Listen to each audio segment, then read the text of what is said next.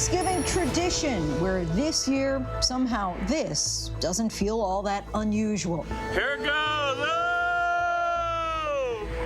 So yes, folks, we thaw our turkey in the pool. That's how you do it when you live in Florida, right? No word just yet on when it's exactly safe to swim in a pool that's actually thawed a turkey. Bracing for impact, hospitals across the country anticipate a swell of cases as many ignore warnings and travel for holiday gatherings. Dr. Anthony Fauci issues a final plea against having large Thanksgiving dinners. This as we see so many Americans struggling to put any food on the table. More cars line up at food banks, stretching down streets for miles. The Biden administration addresses the nation. The president-elect urges unity, saying that we're at war with the virus, not each other, and adding that America is not going to lose. When he'll receive his first presidential briefing and what's next in the transition. Breaking news tonight, President Trump pardons Michael Flynn, his former national security advisor who pleaded guilty twice to lying to the FBI. What sources say comes next for the president's expected string of pardons. The most vulnerable to the virus, seniors isolated in assisted living facilities, and for the many battling dementia, how the isolation is creating another kind of health crisis. Tonight, one family's story. The younger brother of George Floyd joins us tonight on the progress 6 months after Floyd's death. Would you have expected more 6 months down the road? Yes, I would have expected more. And a restaurant just blocks from the White House becomes a beacon of hope for its D.C. community. A circle of generosity propelled by faith in kindness during tough times. Pure heart, doing kind things will always touch other people's hearts. And fueled, of course, by a family recipe. Good evening, everyone. I'm Lindsay Davis. Thanks so much for streaming with us. This time of year is traditionally synonymous with giving, gratitude, and gathering together, but the warnings have been direct that simply seeing our loved ones could cost their life or our own. Today was the 15th straight day of record hospitalizations caused by this relentless pandemic. The death toll crossing that ominous 2,000 threshold in just the last 24 hours. But millions remain undeterred, determined to travel for the holiday. This week, airports are having their busiest stretch since the start of the pandemic. Could this ultimately set us up for the nightmare Christmas scenario that many health officials have been sounding the alarm about? That remains to be seen, but as Stephanie Ramos reports, the situation right now is already dire. Just hours to Thanksgiving, and tonight, millions are on the move, despite that CDC warning against travel. You just try to kind of be as safe as you can and get home and see family. More than 50 million Americans expected to hit the roads and skies. Our Gio Benitez is at New York's LaGuardia Airport. When it comes to the pandemic, this is one of the busiest days at airports. More than 1 million expected to fly. Another 1 million plus expected Sunday when people return home. I made sure I was negative before flying. I wasn't going to fly if I was positive. Then I'm also going to test again when I get home just to keep everyone safe. And tonight, the stakes couldn't be higher. Deaths now topping 2,300 a day. Given that we have massively uncontrolled outbreaks already, and we have health systems that are on the brink of collapse, this addition of cases is not something that we can sustain. And we are in a humanitarian crisis right now. Across the country, new crackdowns. LA County shutting down dining at restaurants for 3 weeks. In New York, checkpoints at bridges and bus stations warning out-of-state travelers of quarantine rules. And Pennsylvania shutting down alcohol sales at bars and restaurants overnight. Dr. Anthony Fauci warning on GMA to keep any indoor gatherings small. You let your guard down. You obviously have to take a mask off if you're eating or drinking. Try to avoid that as much as possible. A sacrifice now could save lives and illness and make the future much brighter as we get through this. Because, George, we're going to get through this. Tonight, hospitals strained with a record 88,000 COVID patients. They're stuck inside themselves.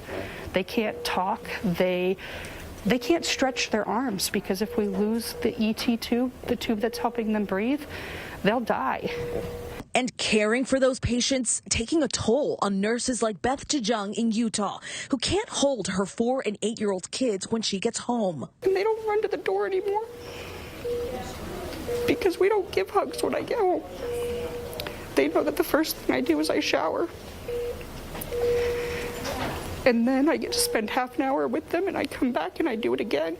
The families of so many changed forever. Chicago 911 dispatcher Lupe Lopez losing his life to COVID. His wife Maria is now fighting for hers on a ventilator.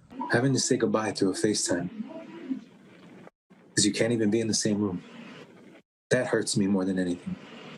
That I can't even be with my mom right now. I can't be there to comfort her. Her son Ricardo with this message. There's going to be more Thanksgivings. There's going to be more holidays. There's going to be more, celebrations. There's going to be more birthdays in the future. Don't make this the last one. And so many holding out hope for those future holidays. Our thanks to Stephanie for that. As many Americans prepare to sit around the table and reflect on all that we are still grateful for, we also face images like these, long lines of people right here in the United States waiting for food donations, a harsh reality of the current times where COVID has just taken so much.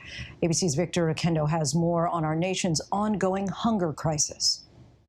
Tonight, millions of Americans lining up for food before Thanksgiving, and the crisis is only getting worse. It's been a big help for me and my family, man. This food bank in Bergen County, New Jersey, Happy Thanksgiving! has provided 670,000 meals to more than 45,000 families, and they can't keep up with demand. We are averaging around 150 cars each Tuesday. Now it's over 500. We still turn people away because we run out of food. The lines are getting longer in California. It's very stressful not knowing if you're going to have enough money for your daily needs. 50 million Americans facing food insecurity in the middle of the pandemic, an increase of 43%. 1 in 4 children don't have enough to eat. The need for food is staggering. Just take a look from our drone. The line here at this food distribution site in Miami Springs stretches for miles. Feeding South Florida holding daily distributions since March, when they were receiving 160 truckloads of food per week. Now that number is down to just 14. Without more funding, how can you keep this up? Without more funding, it's impossible to keep this up. We're relying on our local farmers, we're relying on our local ranchers, on our local distributors and manufacturers to try to bring in as much food as possible, but we're trying to make do with what we got. In Houston, more than 1 in 5 adults recently reported going hungry, most of them in Black and brown communities. Every person is important. Every person has value. And every person, we ought to give them an opportunity to live. Racial disparities even apparent in this hunger crisis. Victor Oquendo joins us now from South Florida. And Victor, you've been covering this all week for us. Do nonprofits and other organizations giving out food have any hope of things getting better between now and Christmas? Lindsay, unfortunately, the short answer to that question is no. The CARES Act is set to expire at the end of the year, and that means that nearly 14 million Americans are set to lose those economic lifelines. Right now, we're inside the Feeding South Florida warehouse, and they take part in the Food Assistance Program, which is part of the CARES Act. And that part is actually expiring at the end of this month on November 30th. And after that, it will be very difficult to continue meeting these skyrocketing demands for food. Lindsay? Okay, all right, some unfortunate news there. Victor Oquendo, our thanks to you. Now to President-elect Joe Biden's Thanksgiving message, one of unity, but acknowledging we may be in for a long, dark winter ahead. This afternoon, Biden addressed the nation saying we're at war with the virus, not with one another. Our Rachel Scott now from Washington. Joe Biden may not be president yet, but today he tried to rally the nation as so many Americans prepare to spend Thanksgiving apart from their loved ones. I know the country has grown weary of the fight. We need to remember we're at war with the virus, not with one another, not with each other. Biden telling Americans that his own Thanksgiving will also look a lot different this year. Just 3 of his family members gathered around the dinner table, but he urged people to hang tight because a vaccine is around the corner. There's real hope, tangible hope. So hang on. Don't let yourself surrender to the fatigue, which I understand it is real fatigue. I know we can and we will beat this virus. America's not going to lose this war. Biden, who has known so much loss in his own life, doing something the current president has not, acknowledging the deeply painful fact that more than 250,000 Americans have lost their lives to the virus. Believe me, I know. I remember that first Thanksgiving, the empty chair, the silence takes your breath away. It's really hard to care. It's hard to give thanks. It's hard to even think of looking forward.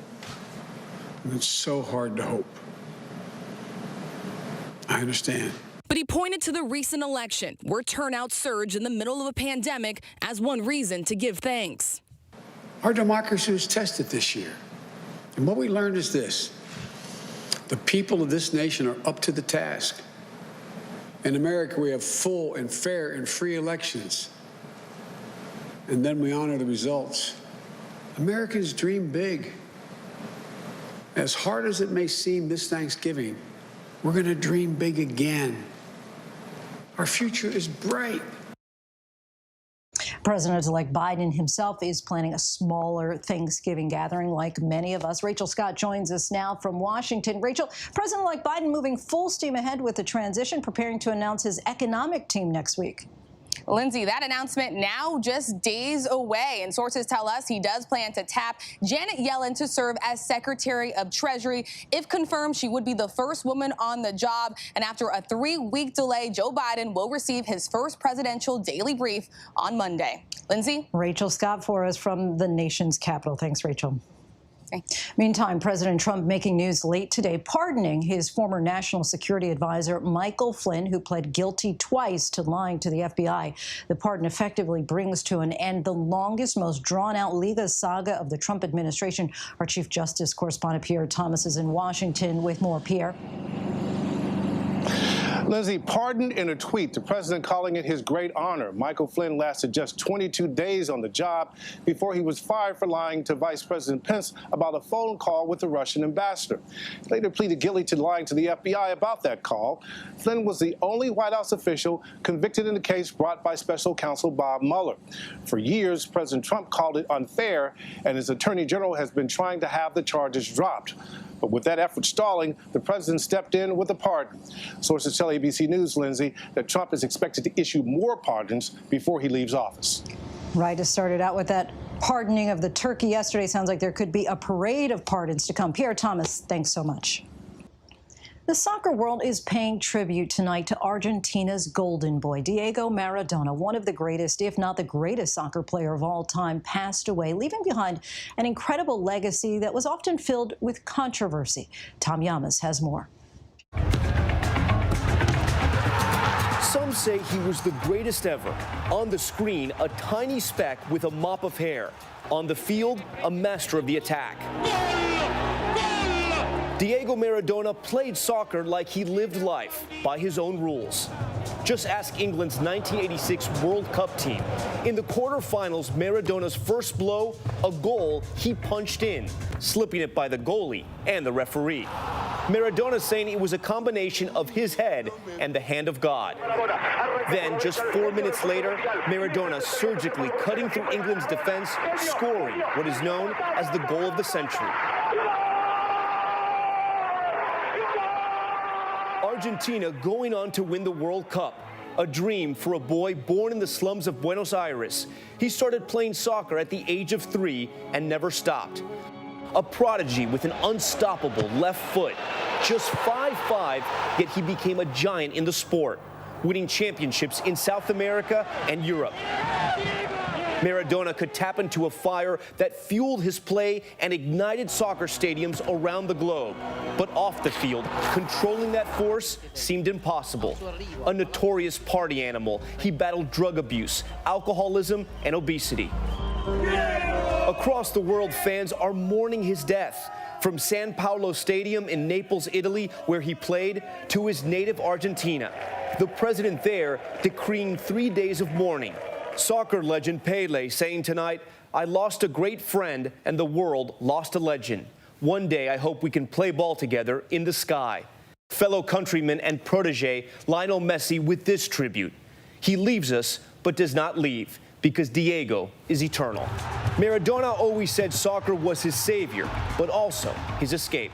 Cuando vos entras a la cancha, se va la vida, se van los problemas, se va todo. Our thanks to Tom. And today marks 6 months since the death of George Floyd. The 8 minutes and 46 seconds that Officer Derek Chauvin knelt on George Floyd's neck, of course, unleashed a summer of protests and calls for action. This country and ultimately the world all collectively started taking a closer look at racism and how it plays out in society with regard to privilege, policing, and the pandemic. But for the Floyd family, it was personal. Joining us now is George Floyd's younger brother, Terrence Floyd. Thanks so much for joining us, especially on what must be a difficult day. Terrence, 180 days after the death of your brother and after a summer of turmoil, do you believe that this country is making good on all the calls for change? Well, in my community, you know what I mean, I see policing being more for the community. You're able to speak to them. You're able to have a conversation and understand how they feel about their job or how they feel about, you know, what goes on in the community or outside of the community. So I feel that's a definite start. But do you feel that 180 days later, when you saw that outcry, that outpouring of support from people, would you have expected more 6 months down the road? Yes, I would have expected more, you know, but for right now, it's a start, and we got to start somewhere. It was, of course, the graphic and brutal manner in which your brother was killed that mobilized Americans of all races to take to the streets in protest. But many in the Black community saw this as a demonization or typical treatment of Black women and men that plays out all too often. What do you feel that law enforcement needs to do in order to regain trust? Well, like I said before, what they're starting to do, communication, not looking at a person and saying, oh, they're guilty. Oh, they have a problem. They have a situation. No, get to know the community that you work in, you know, and then once you understand your community and we understand you, then the change will be made where, you know, it'll be harmony. You know, we won't have to worry about police shooting us or being scared of us because there's a certain level of communication going on now. Now, you are a bus driver in New York City, and you've said that ever since your brother passed away that you felt like he's been talking to you, and you've been responding. The Floyd family has started a foundation in George Floyd's honor, turning grief into action. How has the passing of your brother in the past 6 months changed you personally? Oh, wow. It's actually, my family knows me as, you know, a quiet person. You know, I say what I have to say when I have to say it, but I'm very quiet. But this situation has really brought out my voice. I've really realized that I have a purpose and I have a voice that needs to be heard. And I'm speaking for my brother because he can't speak no more. I'm walking for him because he can't walk no more. And I'm loving for him because he can't love no more. And he loves, that's what he does, he loves. You know, people focus on the past, you know, everybody has a past, but I'm focusing and I'm continuing his legacy from when he started trying to get his life together and start afresh. That's where I'm continuing the legacy. And that's why in New York, I started a nonprofit organization, We Are Floyd. And I named it We Are Floyd is because the situation that happened to my brother can happen to anybody. And we focus on mental illness. We focus on, you know, making sure people in the community is safe. I've linked up with different organizations in Queens, New York, Fathers Alive in the Hood, 100 Suits, Kevin Livingston in Queens. You know, we trying to make sure the community is right. And that's the legacy that my brother wants, that he started. And you say that you've heard him talking to you. What do you, in essence, hear him saying? In essence, I hear him saying, like, especially when I first went to Minneapolis and I saw the mural on the wall in the community, they have different murals, and I saw the detail that they made in his eyes. And when I looked at his eyes, it's like I just was in a trance, and I could feel him, you know, like a channel saying, baby brother, you gotta speak for me. You gotta let them know the real me. You gotta let them know the real me. And in order for them to know the real me, you got to tell the story. You got to tell the story. You got to tell the story of who you are, my baby brother, who our father was, George Perry Floyd Sr., and the love that the Floyd family extends to everyone. And so that's the job that I have. That's the load that I'm carrying. It's not even a load, it's a gift to me, because that was my big brother. I love him, I miss him dearly. Now, in addition to a teenage son, you also have a 3-year-old little boy and a 2-year-old daughter. When they're old enough, what will you tell them about their uncle as far as why and how he died and how things changed as a result of his death? It's going to be in history. So they're going to find out about it. They're going to come and ask me, and I'm going to tell them, your uncle was a black man in America trying to do his best, trying to live his life, and got caught up with the police brutality. Then I have to explain to them what police brutality is. I'm hoping this was, because by the time they're older, I'm looking for it to be better. Hopefully it will be was. Terrence Floyd, we thank you so much for your time and all that you're doing in the community. Thank you. I appreciate you. And when we come back, holiday storms rip through one community. Our weather team has the Thanksgiving forecast. Unbearable grief. Meghan Markle opens up about a personal loss that many experience, but very few share. Up next, what do families do when loved ones in long-term care facilities are battling dementia and the COVID threat? Why isolation can also be dangerous. One family shares their personal struggle with us. Admit it. These days, what you need to know seems to change, well, like every day. So what is it that you really need to know, want to know, to help you not just get through your day, but make the most of it? Feel smarter, feel better, feel happier. Well, how about a third hour of Good Morning America in the afternoon? GMA 3, what you need to know. It's all about you. Lunchtime at 1 Eastern, 12 Central and Pacific on ABC. This is going to be so good. The reality is our country can collapse from within. You see the white power movement on the march. Klansmen and neo-Nazis, skinheads, it's meant to incite war. From the KKK to Oklahoma City to Charlottesville, the new documentary event special. We just need to start talking about race. Homegrown hate, the war among us. This is a real wake-up call. Streaming now on ABC News Live. What you're seeing right now, this is part of the eye wall. This procession of migrants goes back 2 miles. There is going to be catastrophic damage. This fire has made a run. You can see those flames shooting up into the sky. We are on the jam-packed red carpet. To the right, guys. So this is the 4th weekend of protest.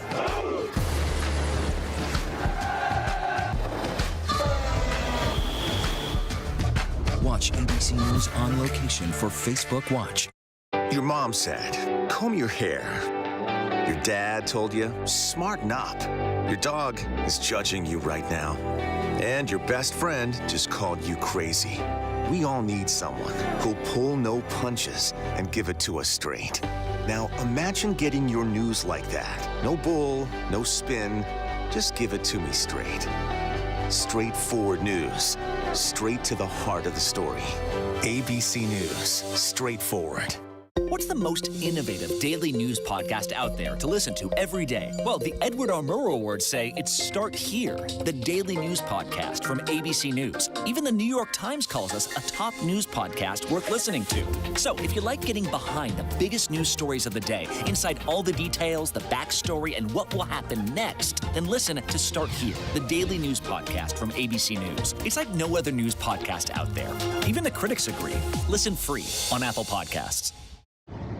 Welcome back. We turn now to the devastating effects of COVID-19 on people suffering from Alzheimer's disease and dementia. Many live in U.S. nursing homes and long-term care facilities where the COVID death toll now tops 100,000, according to a new tally by the Wall Street Journal. And for this vulnerable population, isolation from loved ones is an added risk. ABC's Elwyn Lopez has this report. We met on a blind date, a blind lunch, and had a long courting, I would say, back and forth for years, yet we knew we were right for each other. It was a second chance they never thought they'd get. Both Dan and Denise were divorced and in their 40s, with children involved, but they finally took a leap of faith and married in 2003. It wasn't too long after that, really, in about 2010, that we started noticing things going wrong with Denise, memory issues, getting lost, little things, and that just didn't seem right. After 2 years of back and forth doctor visits, a diagnosis neither of them expected. Denise, at just 56 years old, had early onset Alzheimer's. Hi friends, this is my video blog about Alzheimer's disease. And today is the day that we had to drop Denise off to a memory care facility. Dan documented the ups and downs for nearly a decade. Their perilous journey now on YouTube. Tell us a little bit, maybe how you're feeling about Alzheimer's right now. If people, keep asking me questions, I'll probably tell them to go sniff a boob. But early on, it was that sort of humor that carried them through. That's how we get through this, isn't it? Just keep laughing, right? You're talking to the camera. Okay. Lean back. I know. So long, farewell, la vida, say goodbye. When the pandemic hit, silence engulfed the Gehrkes and millions of others. Nursing home and care facilities closed their doors, halting in-person visits to protect those at high risk for COVID-19, including now 64-year-old Denise. We did window visits. It was very, very difficult to do those because she would reach out. She would reach her hand out toward me, trying to touch me.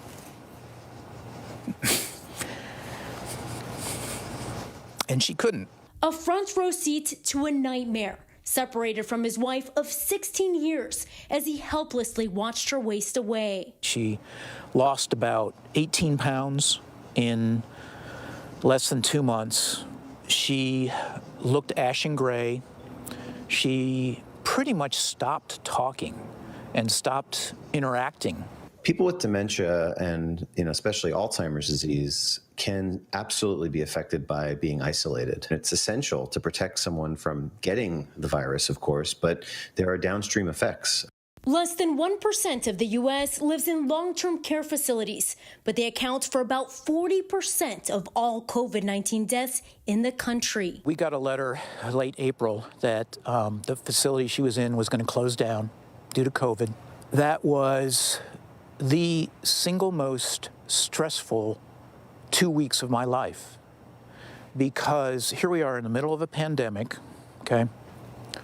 Trying to find a facility that will take Denise was just excruciatingly difficult.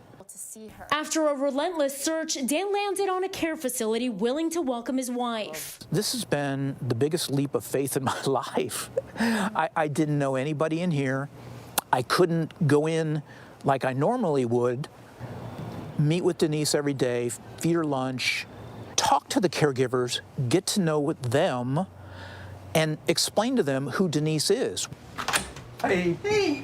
Okay.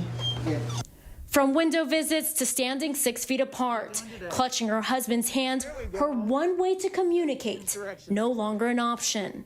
And I know it's hard that you can't come in and touch her or... That's been the worst, Ophelia. It's just been so tough, I just want to hold her hands, and that's why I want to, figure out how to change that. So, like I said, I'll put on a hazmat suit, gloves, whatever it takes.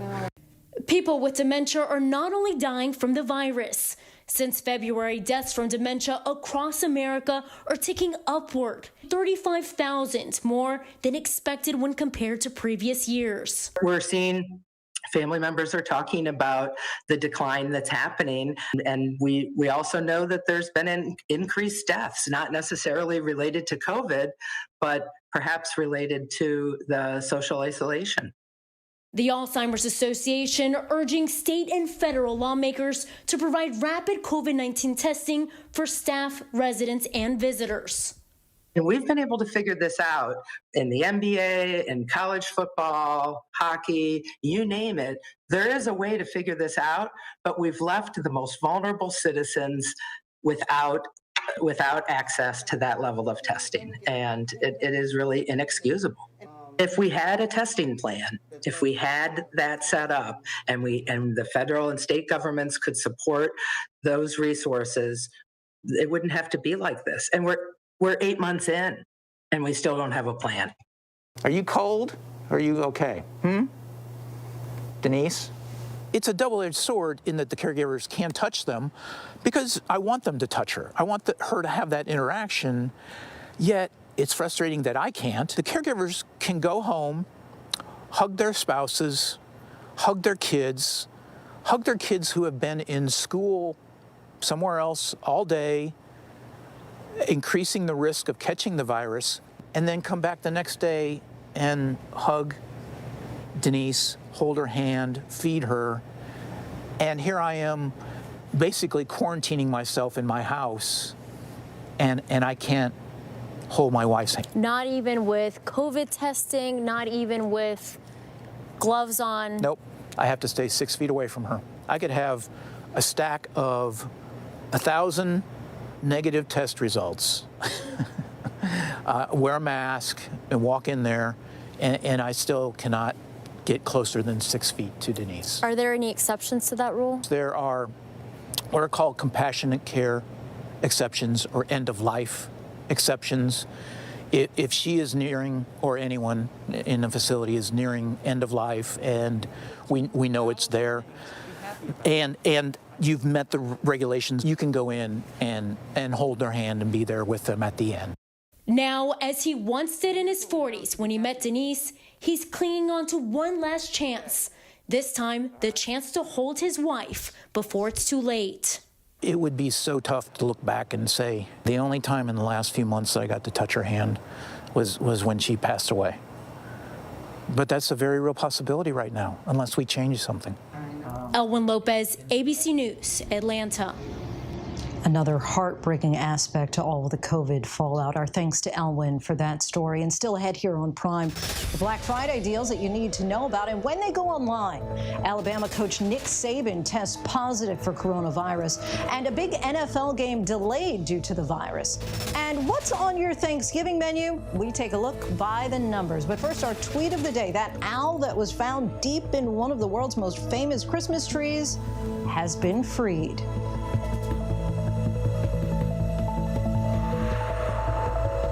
This is what being live is all about. This is ABC News Live, the 24/7 streaming news source, ABC News. Wow. Breaking news, live events as they happen, streaming live, nonstop, straight to you. Original, on the edge, breakthrough storytelling from ABC News, National Geographic, ESPN, all designed differently for you to stream straight to any screen whenever you want, free.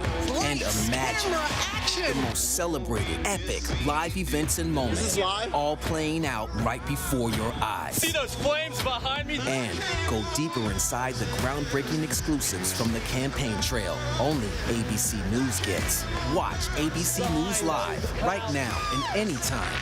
Streaming on Roku, Hulu, Facebook, and abcnews.com. ABC News Live, streaming everywhere, right to you. ABC News Live. The Americans here on the ground and the Iraqis, 18,000 tons. Patatas. Ismail? David. Over ground zero from Hurricane Michael. You can see just home after home. David, nice to meet you. This was your view. My favorite view. Thank you very much. Yes, Yes, mornings may look different these days, but where you start your day, where you spend your mornings, where you get connected to everything that's happening. And face it, there's a whole lot happening in our world these days. where you get all the breaking new information of the day to help you navigate through these times. That's why we're here. Good morning, sunshine. And making sure you start your day off with a smile and some sunshine. Good morning, America. Good morning, America. Good morning, America. Oh, how I love saying that. Wake me up. The world may feel out of your control, but your happiness doesn't have to be. Learn the secrets to happiness. Listen to the 10% Happier podcast, free on Apple Podcasts. ABC News honored winner for the second straight year with the Edward R. Murrow Award for Overall Excellence in Television. ABC News, America's #1 news source. This is GMA3, what you need to know. GMA3. A third hour of Good Morning America in the afternoon. It's all about you. Lunchtime on ABC. Welcome back, everybody. Now to the Thanksgiving meal. Turkey will figure prominently in most American homes, but it's the side dishes that have this country most divided. We'll take a look at who eats what by the numbers. For 82% of Americans, turkey is the centerpiece of their Thanksgiving feast, according to a poll by 538. About 40 million turkeys will be consumed this holiday, according to the National Turkey Federation. And while 31% of Americans say they'll have fewer eaters at their table this year amid the pandemic, Butterball says that 76% of shoppers are buying the same size or bigger turkeys as last year, perhaps for more leftovers. But where you live could actually determine what else you eat. Cornbread is on the menu in 40% of homes in Texas and the central southern states, but only appears in 28% of homes nationwide on Thanksgiving. Cauliflower is being served up in 17% of middle Atlantic feasts, but it's far less popular elsewhere. Mac and cheese is served in 35% of homes in the southeast on Thanksgiving, but only 20% of the country overall. That number surprised me. And New Englanders love their squash, which accompanies 56% of their holiday meals, but nationwide, only 18%. And still ahead here on Prime, in our polarized nation, are celebrities starting to face bigger pushback from wading into the political arena? We'll take another look at the impact of cancel culture. And the restaurant owner struggling to keep his life's work afloat, yet still doing what he can to help others. But first, a look at our top trending stories on abcnews.com.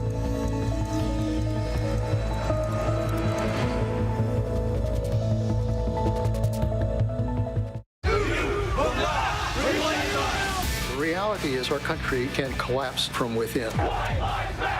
You see the white power movement on the march. Klansmen and neo-Nazis, skinheads, it's meant to incite war. From the KKK to Oklahoma City to Charlottesville, the new documentary event special. We just need to start talking about race. Homegrown hate, the war among us. This is a real wake-up call. Streaming now on ABC News Live. Now, when it matters most, the straightforward facts. ABC News is America's #1 news. #1 in the morning, #1 in the evening, with America's most watched newscast. #1 in late night versus the competition. #1 in politics, and most watched on this historic election night versus the competition. The #1 daytime talk show, and #1 in streaming news. Most trusted, most watched. ABC News is America's #1 news. What's the most innovative daily news podcast out there to listen to every day? Well, the Edward R. Murrow Awards say it's Start Here, the daily news podcast from ABC News. Even the New York Times calls us a top news podcast worth listening to. So if you like getting behind the biggest news stories of the day, inside all the details, the backstory, and what will happen next, then listen to Start Here, the daily news podcast from ABC News. It's like no other news podcast out there. Even the critics agree. Listen free on Apple Podcasts. Yes, mornings may look different these days, but where you start your day, where you spend your mornings, where you get connected to everything that's happening. And face it, there's a whole lot happening in our world these days. where you get all the breaking new information of the day to help you navigate through these times. That's why we're here. Good morning, sunshine. And making sure you start your day off with a smile and some sunshine. Good morning, America. Good morning, America. Good morning, America. Oh, how I love saying that. Wake me up.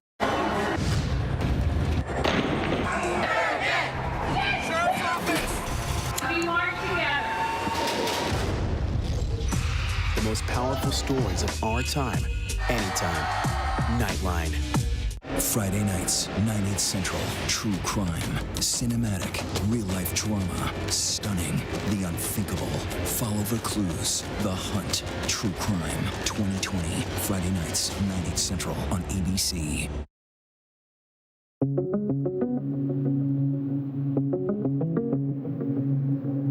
Nearly 5 million people have flown since Friday, even though the CDC has been urging Americans to stay home and avoid travel this Thanksgiving. Family is so important right now, and having support and being there for one another. We just really need this hope and this connection right now. There's going to be more holidays. Don't make this the last one. Ricardo Lopez already lost his father to the virus. Now his mom is fighting for her life on a ventilator. We have to try to slow the growth of this virus. What we don't want to see is yet another surge superimposed upon the surge. That surge already hitting Americans hard. For the first time since May, deaths surpassed 2,000 per day. Testing sites seeing lines up to 8 hours long, with families hoping to test negative before they gather for the holiday. But health officials warn that can create a false sense of security.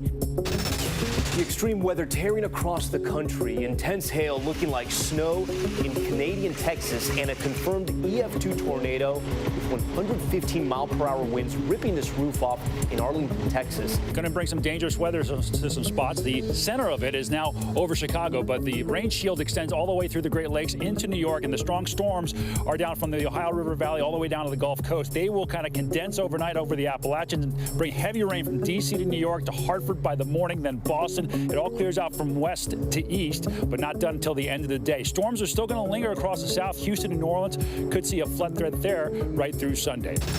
It's Black Friday now. Black Friday ads pouring in. But in a year filled with online shopping instead of the usual shoulder-to-shoulder crowds, experts say play it smart. Many doorbuster deals are live now. If you see something with a seemingly good price, check it against the historical lowest price on the tracking tool Camel.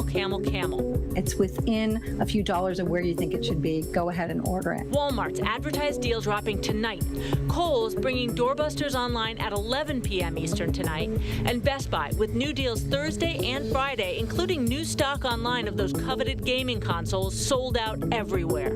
Now let's talk about Amazon. They're a little different because they rarely advertise their discounts, but they're always competitive. So either check their site before you purchase elsewhere or use a price checking tool like Popcart that automatically scans other sites and alerts you if it finds a better price.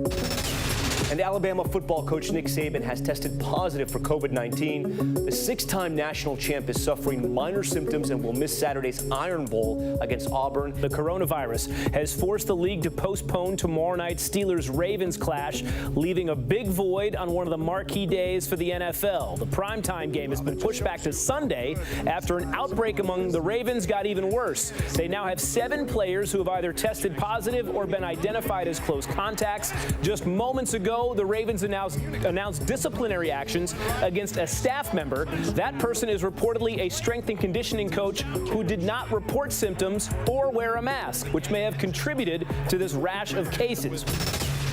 He's big, he's red, he's lifelike.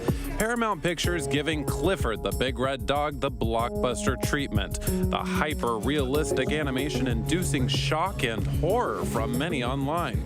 Some saying the color is just all wrong.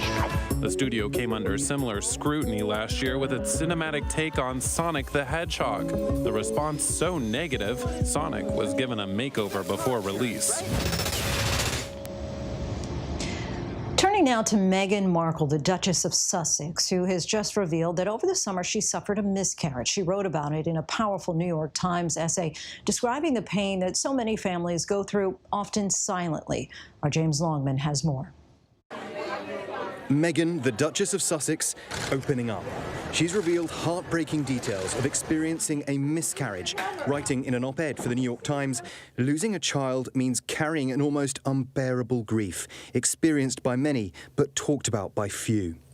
The Duchess of Sussex describes the moment in July while caring for her son Archie when she says she felt a sharp cramp, realizing that she was losing her unborn baby.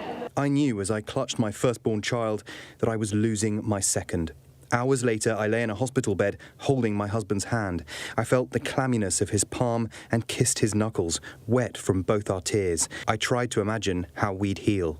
Thank you for asking, because not many people have asked if I'm okay.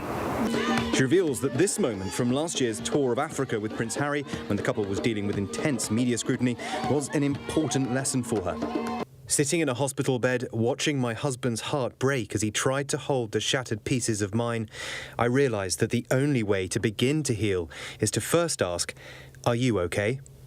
It's very unusual for members of the royal family to be so open about experiences in their personal lives, particularly ones that are so personal and so painful. The Duchess sharing her experience to help others, just as Chrissy Teigen and John Legend documented their experience with pregnancy loss, sharing these pictures on social media to help millions of others who've been through similar pain. It's designed for the people that were hurting, and John was very uncomfortable taking them. But Meghan's op-ed also applies that lesson of recognition and caring to a world turned upside down. This Thanksgiving, as we plan for a holiday unlike any before, many of us separated from our loved ones, alone, sick, scared, divided, and perhaps struggling to find something, anything to be grateful for, let us commit to asking others, "Are you okay?"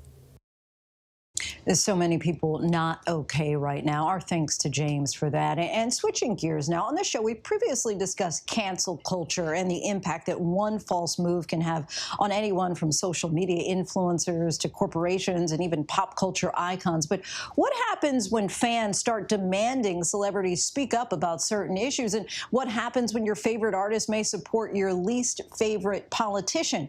Well, joining us now to break this all down for us is TV host and pop culture expert John Murray. John, good to have you back on the show. So what do you think has caused the shift from your occasional artist speaking up about issues to fans now expecting it and even demanding it?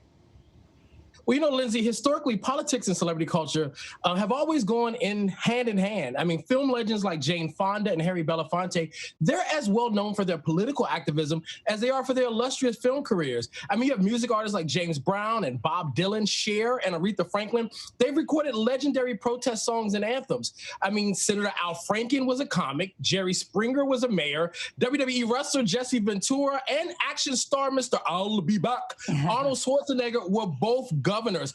President Ronald Reagan was a Hollywood star, and of course, I'd be remiss if I didn't talk about the current occupant soon departing in the White House. He's a reality star. So we know that pop culture and politics go hand in hand like peanut butter and jelly. And the moment Lindsay Lohan and Kim Kardashian were strolling through the White House Correspondents Association dinners, we know that this is something that was only going to get elevated. Now, what are some recent scenarios of celebrities making controversial donations or collaborating with other celebrities where they face what you would consider unfair backlash? But most recently, we saw Carrie Underwood. She was asking Jesus to take the wheel because a segment of her fans were outraged at the idea that she had recorded a duet, a remake of Leonard Cohen's famous Hallelujah with Democrat John Legend.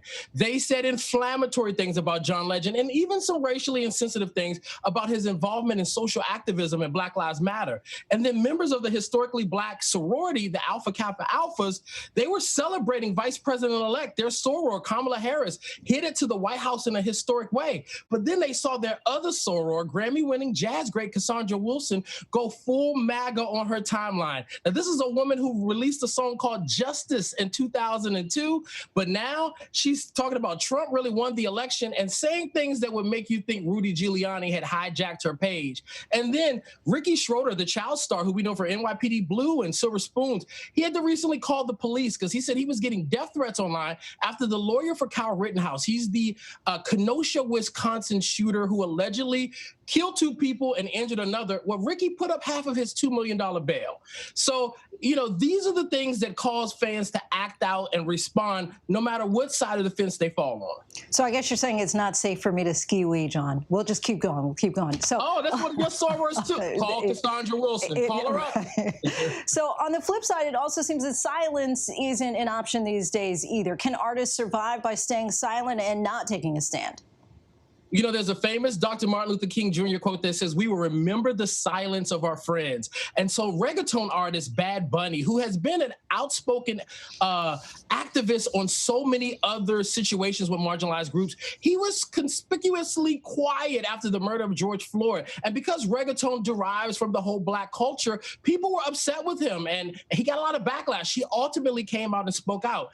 And there's a current groundswell of people, they're online asking Bishop T.D. Jakes to come out and denounce evangelist Paula White. She's Trump's spiritual advisor. Now, she's gone viral twice in the last few weeks. First, for this highly mocked prayer where she was asking for angels from Africa and South America to come overturn the election. But then in a sermon where she likened the Black Lives Matter movement to the KKK.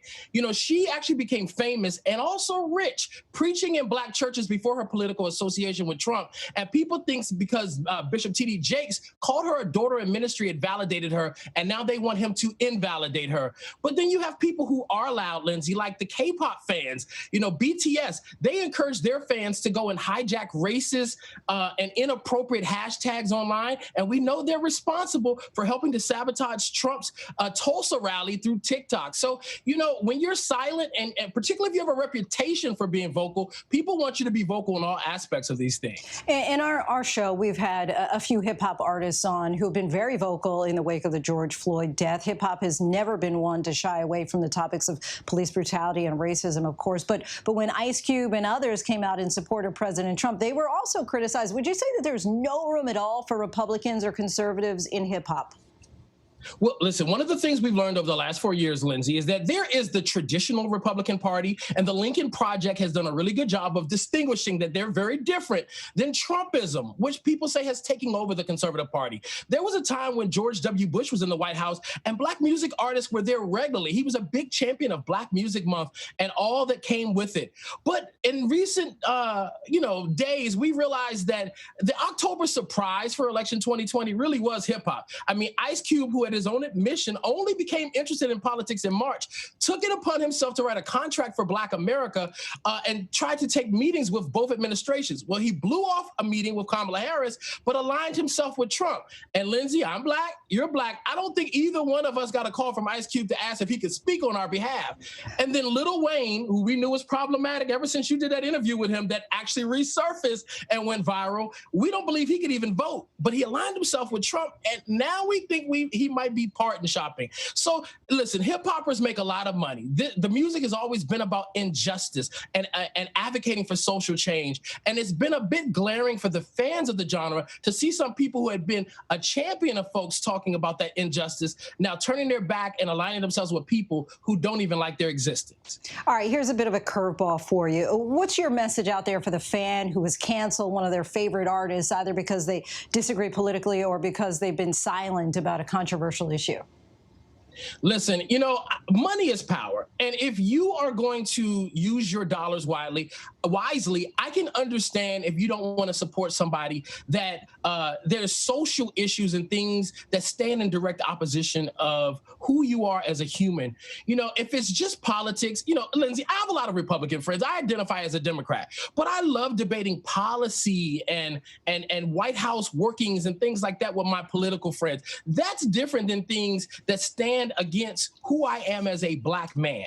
And so I do say that if you are consuming somebody who's not aligned with your principles, with your morals, with your values, then maybe you should withhold your dollars. But one of the things we have to do is give people the grace to evolve. We got to give people the room to go the arc. There's some people who just aren't informed, and we have to work with them to get them informed, allow them to grow. Because here's the thing. There was one time that Kanye was on television saying that George Bush doesn't care about Black people. Who would have ever thought that he would then be aligned with Trump and Taylor Swift would be the wokest of them all? Times change and people change, and we've got to give them the grace to go on that journey. Give them the grace. We all need that. John Murray, thank you so much, and happy Thanksgiving to you. Happy Thanksgiving, Lindsay. And when we return, one man shows us that anyone can be a beacon of hope. Now, when it matters most, the straightforward facts. ABC News is America's #1 news. #1 in the morning, #1 in the evening, with America's most watched newscast. #1 in late night versus the competition. #1 in politics, and most watched on this historic election night versus the competition. The #1 daytime talk show, and #1 in streaming news. Most trusted, most watched. ABC News is America's #1 news.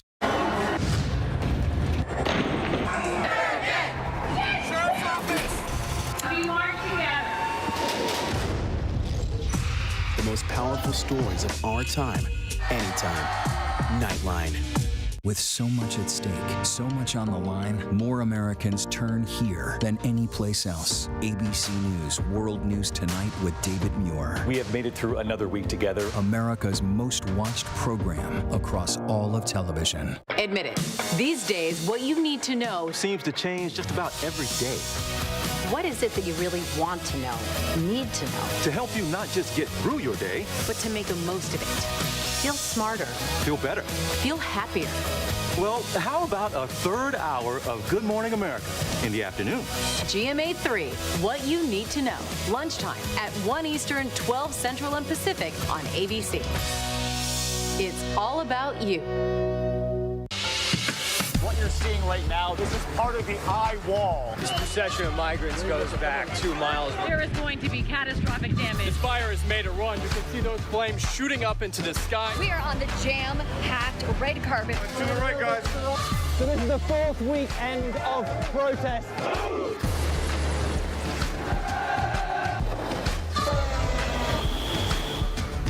Watch ABC News on location for Facebook Watch. Breaking news, context, analysis. With today's extraordinary news cycle, Now is the perfect time for ABC News Live. A streaming news game changer. The time is now for ABC News Live. Get it, streaming everywhere. The world may feel out of your control, but your happiness doesn't have to be. Learn the secrets to happiness. Listen to the 10% Happier podcast, free on Apple Podcasts. More Americans choose ABC News, America's #1 news source. On this Thanksgiving Eve, we introduce you to one American business owner who is currently struggling through the pandemic himself, and yet he's out to prove that each of us can still be a beacon of hope in these difficult times. Devin Dwyer brings us his story. In the heart of Washington's big money lobbyist and law firm district, Qazi Manan, a first-generation Pakistani immigrant, has been serving up kebabs and curry to the rich and the poor. These are my mom recipe that we use because we name after her and we want to honor her with her recipe, the way she used to cook. He's been doing it for more than 7 years just blocks from the White House, quietly seating and serving thousands of homeless and hungry, just like paying customers, no questions asked.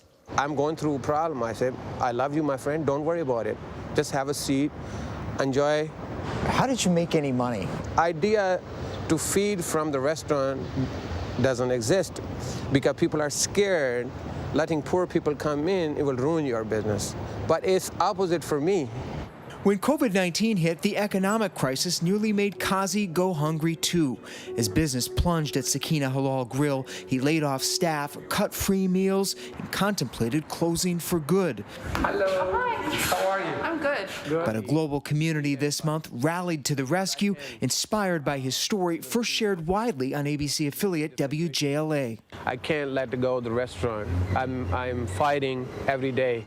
More than 6,500 donors chipping in more than $250,000 in just 1 week, an outpouring that has humbled and empowered Qazi to keep going. You said this is a symbol of love. This is a symbol of love. And people didn't want this symbol of love to go away in ashes because the restaurant is gone. My story ends. His story began with a simple lesson from his mother. She will always prepare some meal, and she will always prepare extra to give it to the neighbor. Go give it to this person. Go give it to this person. And I will be just like, why mom is giving? I didn't understand because as a child, you don't understand of giving. But she knew the giving brings joy to her. And that's what I feel it every single day. Outreach to complete strangers that Kazi says opened his eyes to the homeless Americans he often passed by blindly on the street. More than 6,300 in the nation's capital are homeless this year, among more than 500,000 homeless nationwide. You know, the people have mental issue, health issue. We were patient with them and they were patient with us. So it was a relationship even with the homeless community. You want us to go or for here? No, it's for here. Please have a seat and we'll make it ready for you. Okay. As business starts to slowly bounce back, Kazi is celebrating the return of more customers, especially the ones who need help the most. A circle of generosity propelled by faith in kindness. Pure heart, doing kind thing will always touch other people's heart. As so many this pandemic Thanksgiving show gratitude for what they have by giving. For ABC News Live, I'm Devin Dwyer in Washington. 'Tis the season to give all year round. Our thanks to Devin for that. And before we go tonight, our image of the day. The pandemic has disrupted so many cherished annual rituals, but today, just a few blocks south of here, performers and marching bands were rehearsing for what will be a very different and crowdless Macy's Thanksgiving Day Parade. But the show will go on thanks to some creative thinking. And that is our show for this hour. Be sure to stay tuned to ABC News Live for more context and analysis of the day's top stories. I'm Lindsay Davis. Thanks so much for streaming with us. Happy Thanksgiving and good night.